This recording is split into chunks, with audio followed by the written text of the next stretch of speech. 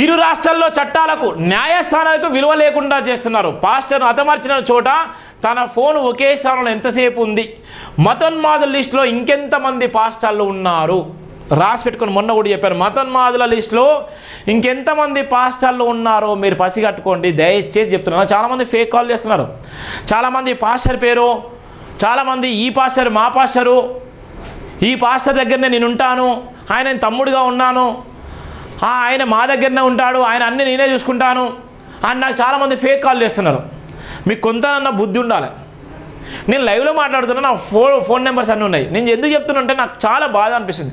వాళ్ళు వేసి నిజంగా ఆయన ఎవరెవరినో లిస్ట్ చెప్పండి, మీ దగ్గర ఎవరు లిస్ట్ ఉంది చెప్పండి. అరే ఇంటెలిజెన్స్ వాళ్ళకి అందరూ వెళ్ళిపోతుంది. ఇక్కడ మాట్లాడే లైవ్ పోలీసులకు వెళ్ళిపోతుంది, సీఎంకి వెళ్ళిపోతుంది, పీఎంకి వెళ్ళిపోతుంది, అందరికి వెళ్ళిపోతుంది. చీమ చిటుక్కుమన్న ఇంటెలిజెన్స్ వ్యవస్థ ఉంటుంది. అన్ని టీవీ ఛానల్ గమనిస్తారు. ఇలా ఉన్నటువంటి ప్రపంచవ్యాప్తంగా చూసే వాళ్ళు చాలామంది గమనిస్తుంటారు. ఇలా వాళ్ళు నకిలీ వెధవలు, నకిలీ మాటలు మాట్లాడుతున్నారు. నిజంగా హెచ్చరిక జారీ చేస్తున్నాం మీ అందరికీ. మీకు దమ్ము ధైర్యం ఉంటాయి. నేను చెప్పినటువంటి ఈ వీడియోలు, నేను చెప్తున్నటువంటి మార్నింగ్ లైవ్లో చేసేటువంటి పేపర్ విశ్లేషణ, నేను రాసినటువంటి పేపర్లో ఉన్నటువంటి ఎవిడెన్స్ అవన్నీ కూడా సుప్రీంకోర్టు, హైకోర్టుకు ఉంటే ఇవ్వండి. ఇవాళ ఉన్నటువంటి ఎవరైతే ఉన్నారో ప్రభుత్వం నడిపించండి, ప్రభుత్వ అధికారులకు ఇవ్వండి. నేను రాసినటువంటి ప్రతిదీ కూడా ఎవిడెన్స్ రాశాను. మీకు దమ్ము ధైర్యం ఉంటే దమ్మిన డిబేట్ చేయండి, సవాల్ చేయండి. అన్ని TV channels, national TV channels, ఇవాళ ఉన్నటువంటి స్టేట్ టీవీ ఛానల్స్ డిస్కషన్ చేయండి. ఇలా తప్పుడు ప్రచారాన్ని అందంగా చిత్రీకరించి క్రైస్తవ సమాజాన్ని అంతా తప్పుదో పట్టించేటువంటి చాలామందికి నేను రియల్గా చెప్తున్నాను, సవాల్ చేస్తున్నాను. చూడండి ఎంత బాధాకరమో.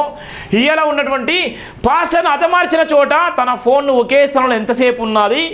మతోన్మాదుల లిస్టులో ఇంకెంతమంది పాస్టర్లు ఉన్నారు?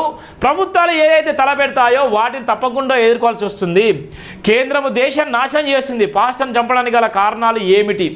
పాస్టర్ ఫోన్ నెంబరు ఆధారంగా బ్యాంక్ స్టేట్మెంట్ పరిశీలించండి.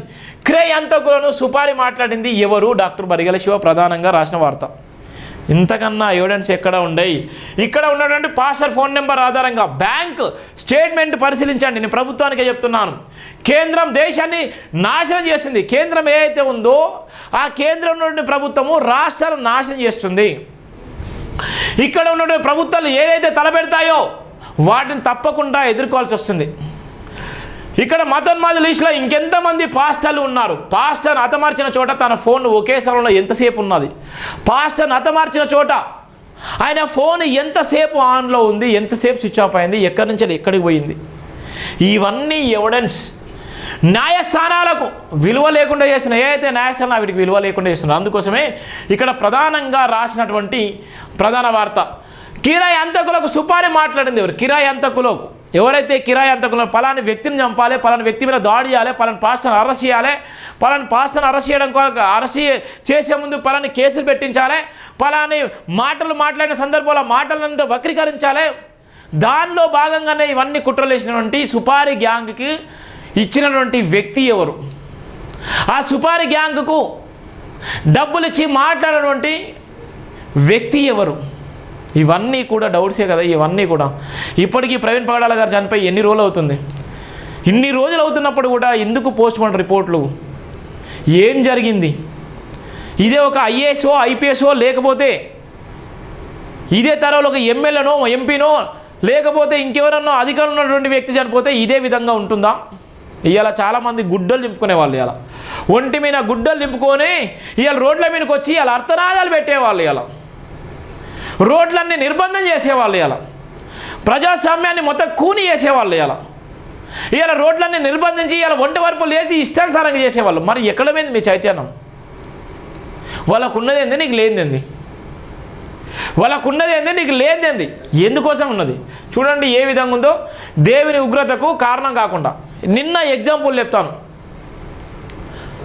డిప్యూటీ సీఎం పవన్ కళ్యాణ్ గారి కుమారుడు సింగపూర్లో చదివే క్రమంలో అగ్ని ప్రమాదాలు చిక్కుకుంటే దేశంలో ఉన్నటువంటి దేశ ప్రధాని వెంటనే ఫోన్ చేసి మాట్లాడడం జరిగింది. అది మీకు ఫోన్ నేను మాట్లాడదు, అదన్నీ చూపిస్తాను. దేశంలో ఉన్నటువంటి దేశాన్ని పరిపాలించే ప్రధాని ఎంబటి పవన్ కళ్యాణ్ గారు కాల్ చేసి, మీకు ఏమైనా ప్రాబ్లం ఉంటే నేను అక్కడ అన్ని ఏర్పాట్లు చేస్తాను, చాలా జాగ్రత్త, మీరు ధైర్యంగా ఉండాలని చెప్పడం జరిగింది. హోటిన పవన్ కళ్యాణ్ గారు ఎంబడే సింగపూరానికి తన ఫ్యామిలీ అన్న వదినమ్మ కలిసి ఎంబడే ప్రత్యేక విమానంలో వెళ్ళిపోవడం జరిగింది.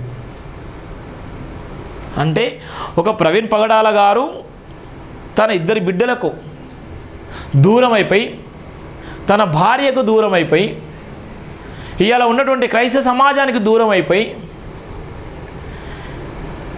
ఆయన ఆయన చచ్చిపోయిన తర్వాత కూడా ఇప్పటి వరకు కూడా స్పందించలేనటువంటి మేధావులు ఒక చిన్న పిల్లోడికి అన్యాయం జరిగిందని మనం భావించదు. ఆ చిన్నోడు ఎక్కడన్నా బాగుండాలి, సురక్షితంగానే ఉన్నాడు. ఆ చిన్నోడి విషయంలో వెంటనే స్పందించిన డిప్యూటీ సీఎం నరేంద్ర మోడీ, చంద్రబాబు నాయుడు, వివిధ రాష్ట్రాల్లో ఉన్నటువంటి ఆయనకు ఉన్నటువంటి వెల్ విషర్స్ వాళ్ళందరూ స్పందించిన క్రమంలో పాస్టర్ ప్రవీణ్ పగడాల విషయంలో స్పందించాలని మీకు తెలియదా? పాస్టర్ ప్రవీణ్ పగడాల ఒక మనిషి, నిజంగా ఆయన కూడా ఒక భారతదేశంలో ఒక పౌరుడు. ఆ పౌరుడు ఆయన ఏ విధంగా చనిపోయింది? యాక్సిడెంట్లో చనిపోయిందా, చంపేయబడ్డా? కానీ కనీసం స్పందించాలని కూడా మీకు లేదా? ఎంత బాధాకరం చూడండి.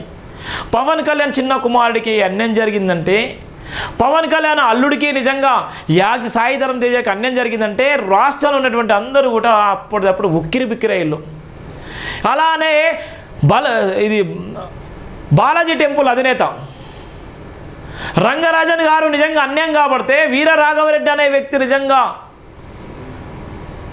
హైందవ ధర్మంలో నిజంగా అన్యాయం చేస్తున్నాడు, ఇవాళ తప్పుదో పట్టిస్తున్నారు అనే నేపథ్యంలో ఇవాళ డబ్బులు దండుకునేటువంటి క్రమంలో చిలుకూరి బాలాజీ టెంపుల్ అధినేతను ఇష్టానుసారంగా దాడి చేసే క్రమంలో ఉంటే, రెండు రాష్ట్రాల్లో ఉన్నటువంటి మేధావులు, ఐఏఎస్లు, ఐపీఎస్లు, మేధావులు, పోలీసు అధికారులు, రాష్ట్రాల సీఎంలు, పోలీస్ అధికారులు, ఇలా వివిధ కుల సంఘాలు అందరూ పోయి కూడా మద్దతు తెలిపిల్లు అండ నిలబడ్డారు.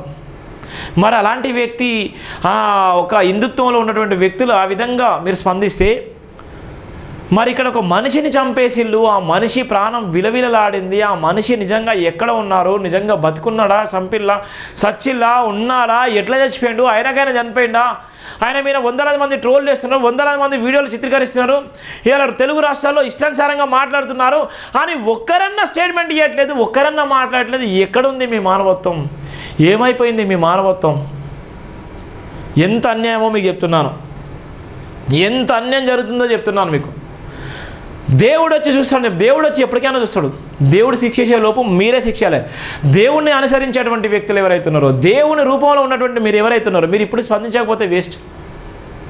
దేవుడు అందరు గమనిస్తుంటాడు, శిక్షేసే టైంలో శిక్షిస్తాడు.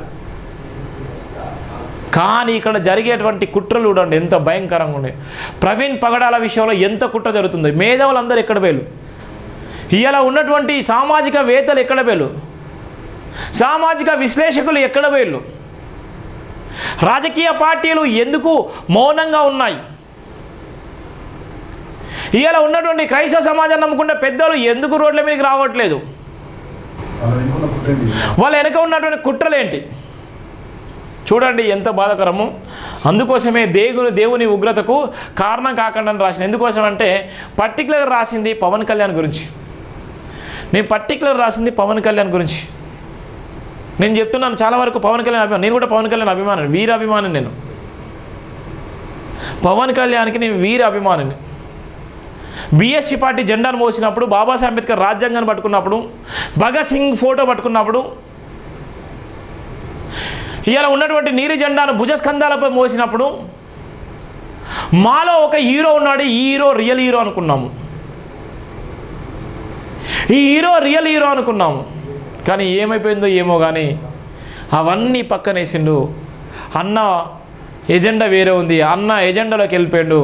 ఆయన ఏదైతే కోరుకున్నాడో 11 సంవత్సరాల ఆయన సుదీర్ఘ ప్రయత్నము, రాజకీయ అనుభవంలో ఎన్నో ఒడిదొడుకులు తట్టుకొని, ఎన్నో ఇబ్బందులు తట్టుకొని, ఎన్నో అవమానాలు తట్టుకొని ఇవాళ మళ్ళీ జెండా మారిండు. జెండా మారిన తర్వాత ఆయనకి ఏమైపోయిందో ఏమో కానీ ఇవాళ మళ్ళీ అందరికి దూరం అయిపోయాడు. ఇవాళ బహుజనులకు దూరం అయిపోయాడు. బహుజన్ ఆయన చెప్పిన మాటలే. అందుకోసం ఒక వ్యక్తి విషయంలో కుట్రలు కుతంత్రాలు చేయొద్దు. అది ఏ ప్రభుత్వమైనా పర్లేదు. రేపొద్దున నువ్వు ఉంటావు, రేపొద్దున ఇంకోరు వస్తారు. ఇవాళ ఒకరు పోతే ఇంకోరు వస్తారు. ఒక రాజకీయ నాయకు పోతే ఇంకో రాజకీయ నాయకుడు పుట్టుకొస్తాడు. ఒక ఐఏఎస్ పోతే ఇంకా ఐఏఎస్, ఒక ఐపీఎస్ పోతే ఒక ఐపీఎస్ పుట్టుకొస్తాడు.